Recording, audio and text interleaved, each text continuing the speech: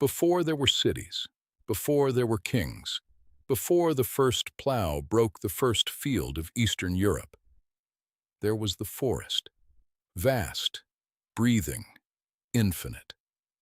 The Slavic world was born in its shadow, and its shadow never fully lifted. These were not the gentle woodlands of pastoral poetry. These were ancient places, cathedral dark, where the canopy swallowed the sky and the roots swallowed the dead.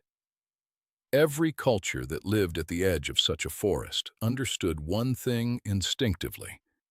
Something lived within it that was not like them, something that had always been there, something that would remain long after they were gone. The Slavic peoples gave that something a name. They called her Baba Yaga. The name Baba Yaga is ancient, its origins debated by scholars across centuries. Baba, a word that means grandmother, old woman, or ancestral female figure. Yaga, a term whose meaning has been argued, proposed as deriving from words meaning to torment, to ail, or perhaps from a Proto-Slavic root connected to serpents and wickedness. But etymology only takes us so far. Names in the Old World carried power not in their definition, but in their resonance, in the involuntary contraction of the chest when they were spoken. She appears across hundreds of Russian, Ukrainian, Polish, and Belarusian tales, never entirely the same, yet always unmistakably herself. Ancient, terrifying, impossible. Hers is a name that has endured because the thing it names has never truly left.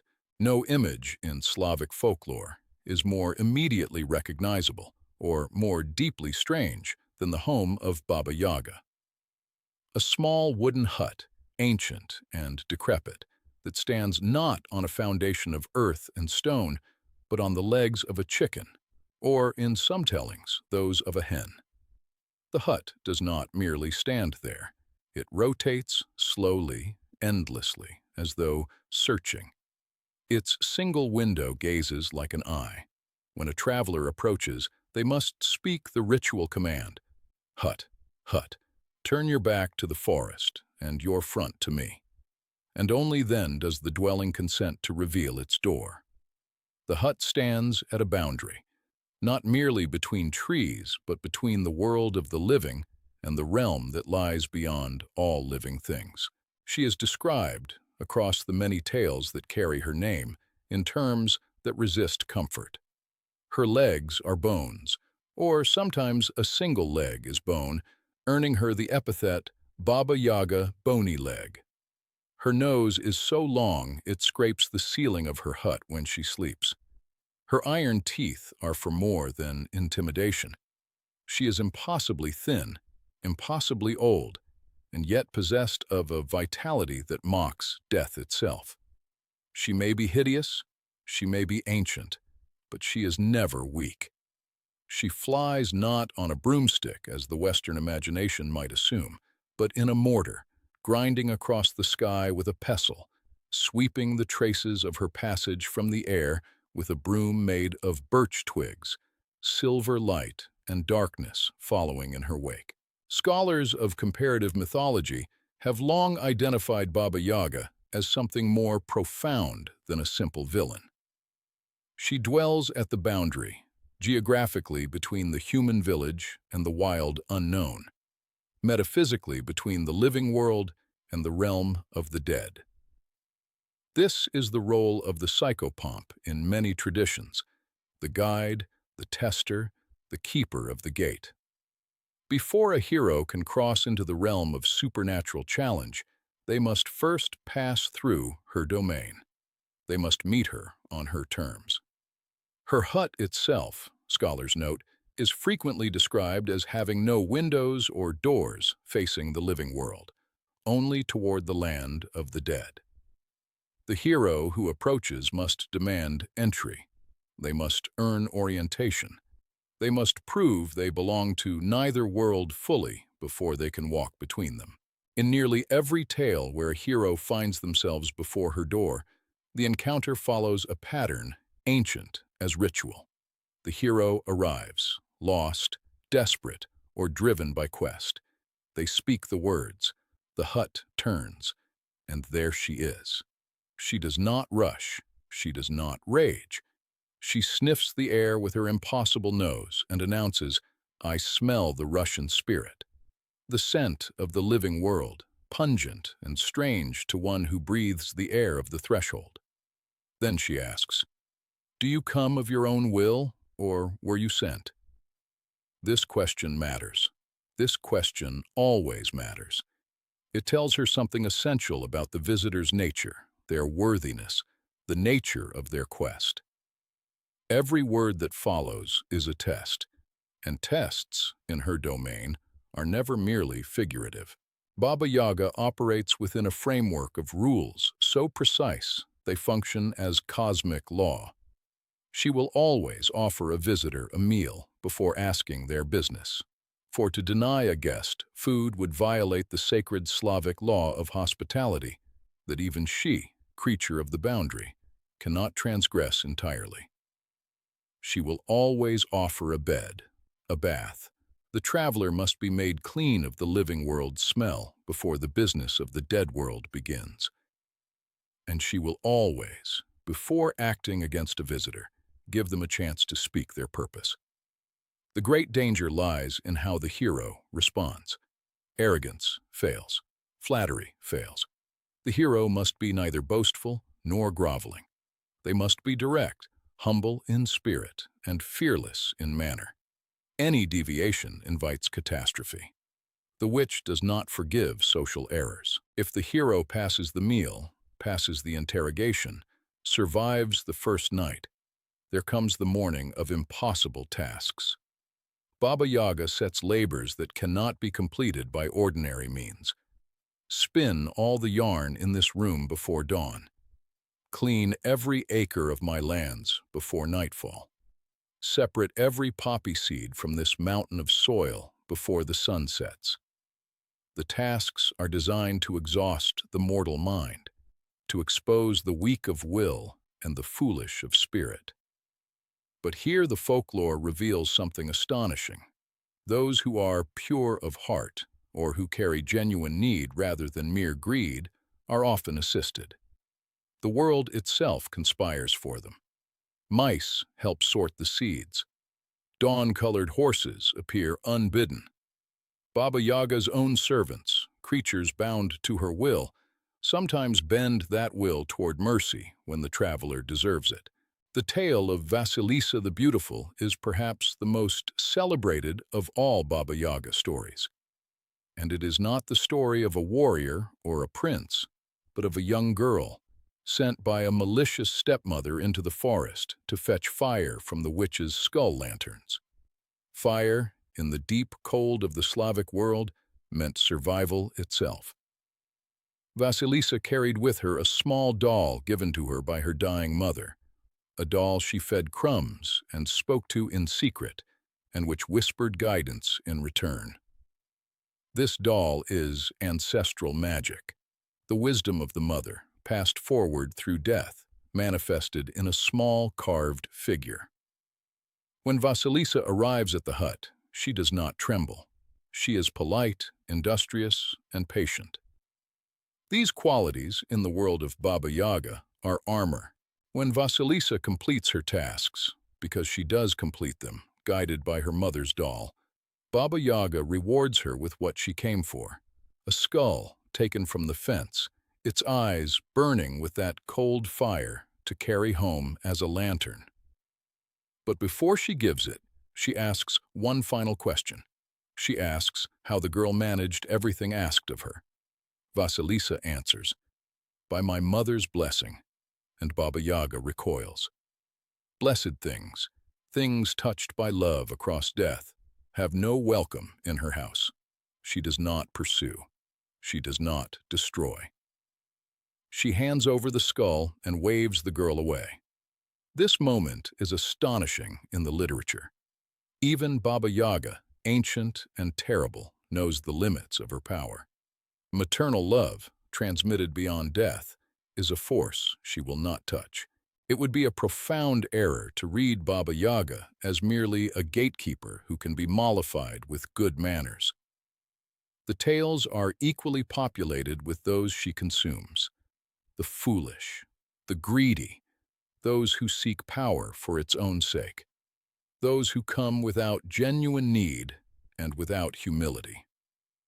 These she throws into her oven, a detail that carries enormous mythological weight, for her oven is not simply a cooking fire, it is a threshold instrument. In old Slavic practice, the oven was connected to the dead. Offerings were placed in ovens, newborns were symbolically placed and withdrawn to claim health. The oven was a passage as much as a hearth. When Baba Yaga places the unworthy in her oven, she is not merely killing them. She is processing them, sending them through.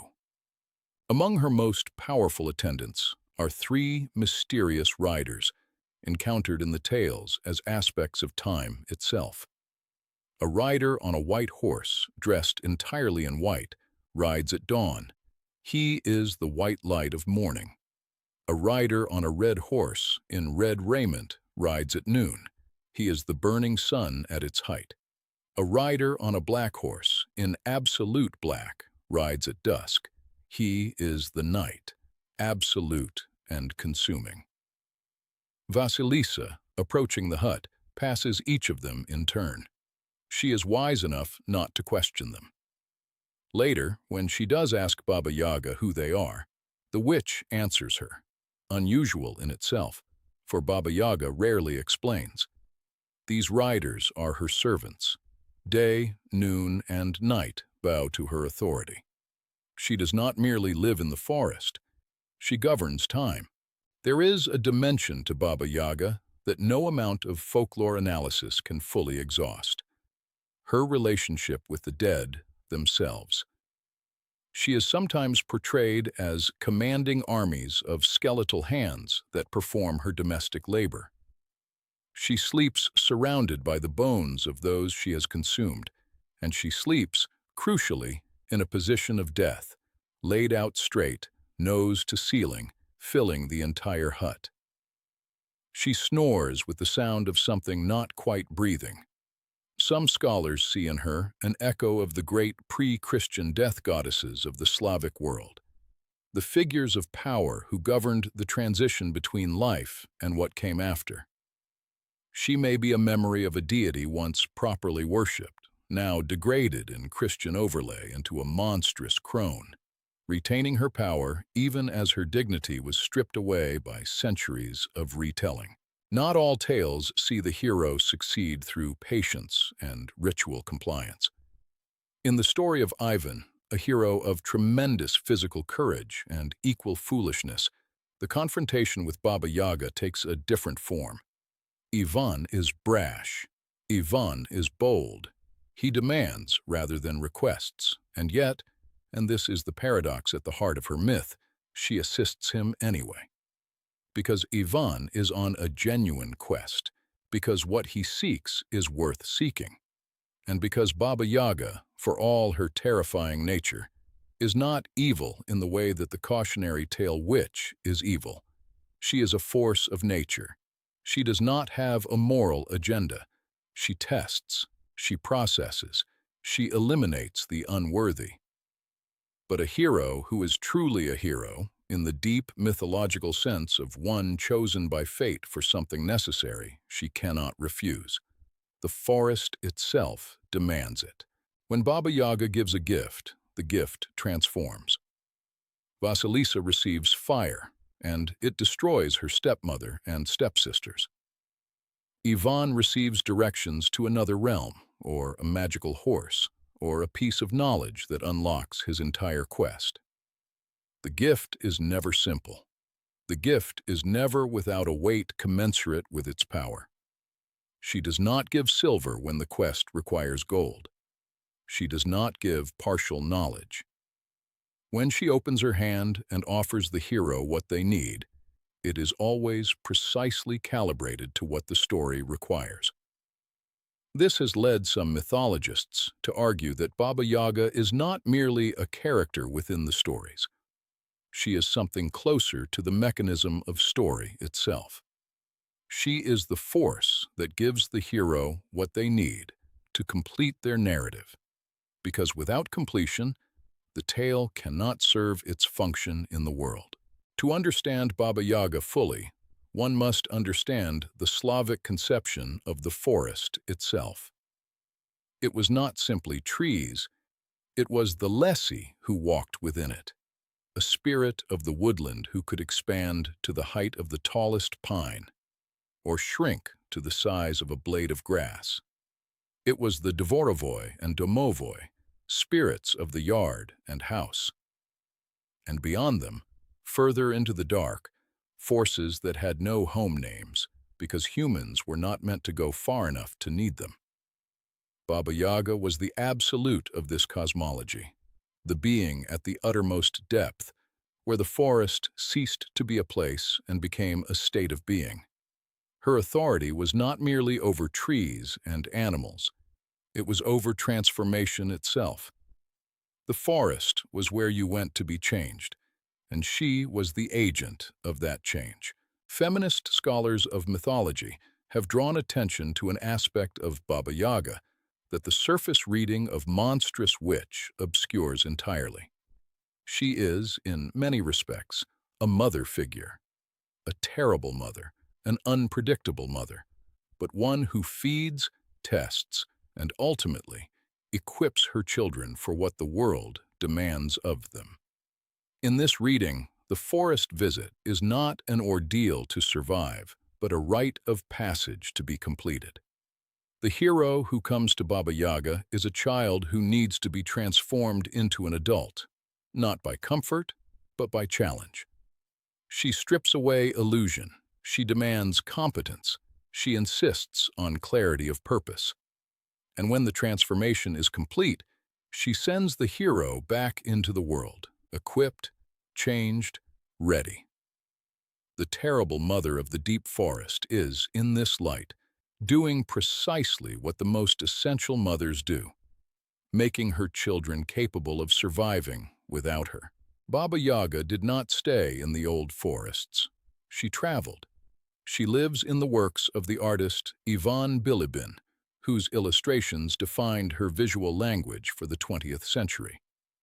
The intricate folk art borders, the hut impossibly wreathed in dark forest. She persists in the novels of modern fantasy, reshaped but recognizable. She inhabits the nightmares that certain children carry without knowing their source. The old woman in the dark place who knows everything, who might help or might destroy. She surfaces in the work of Neil Gaiman, in Catherine Valente's Deathless, in The Witcher cycle, in games and films that reach for something authentic in their supernatural figures. The reason she endures is not nostalgia. It is because she addresses something real. The boundary between the known and the unknown is still there, and something still lives at its edge. The stories of Baba Yaga, beneath their extraordinary surface, carry teachings of remarkable depth. They teach that the dangerous path is sometimes the only path. They teach that the tools you need for transformation cannot be bought or borrowed. They must be earned. They teach that wisdom comes from engagement with the terrifying, not avoidance of it. They teach, crucially, that the world is not organized around human comfort. Nature does not care for our preferences. The deep forest does not rearrange itself for our safety. And the forces at the edge of the known world, the old woman in the hut, the guardian of the gate, demand that we come to them properly, with genuine need, with clarity of purpose, and with a willingness to do what is required. The hero who cannot meet those demands does not survive. The hero who can is changed forever. The forests where Baba Yaga was first imagined still exist. The old-growth taiga of Russia and Eastern Europe still stretches to horizons that swallow the eye. And in those places, the old logic still applies. The logic of wild things that do not accommodate the merely clever, of darkness that does not yield to the merely brave, of the deep world that asks something real from those who dare to enter it. Baba Yaga was never invented. She was recognized. She is the name given to the force at the edge of all things, the ancient test that civilization cannot dissolve, that modernity cannot rationalize away. If you go far enough into the forest, if the path ends, if the hut appears, she will sniff the air. She will ask her question. And what you answer, that is who you truly are.